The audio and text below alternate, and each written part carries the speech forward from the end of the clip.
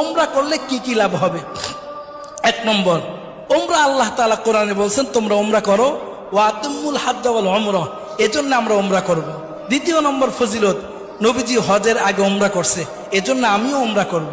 তৃতীয় নম্বর, যেই ব্যক্তি ওমরা করবে ওই ব্যক্তি নবীজি বলছেন সে যেন আমার সাথে সাক্ষাৎ করলো, সুবহানাল্লাহ।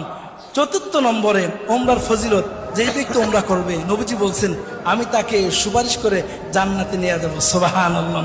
পঞ্চম নম্বরে, ওমরা করতে গিয়ে আমরা বাইতুল্লাহতে নামাজ পড়ি, 1 রাকাত নামাজে 1 লক্ষ রাকাত নামাজ পড়ার সওয়াব পেয়ে যাব, সুবহানাল্লাহ। 6 নম্বর ফজিলত হলো দুনিয়াতে থেকেই জান্নাতি জিনিস এর মধ্যে চুমা দেওয়ার সুযোগ হয়, যেটা হলো আসওয়াদ পাথর, হজরে আসওয়াদ, এর মধ্যে চুমা দেওয়ার সুযোগ হয়। 7 নম্বরে, ওমরা করলে জিন্দেগির গুনাহ মাফ হয়ে যায়। 8 নম্বরে, ওমরা করলে দোয়া কবুল হয়। 9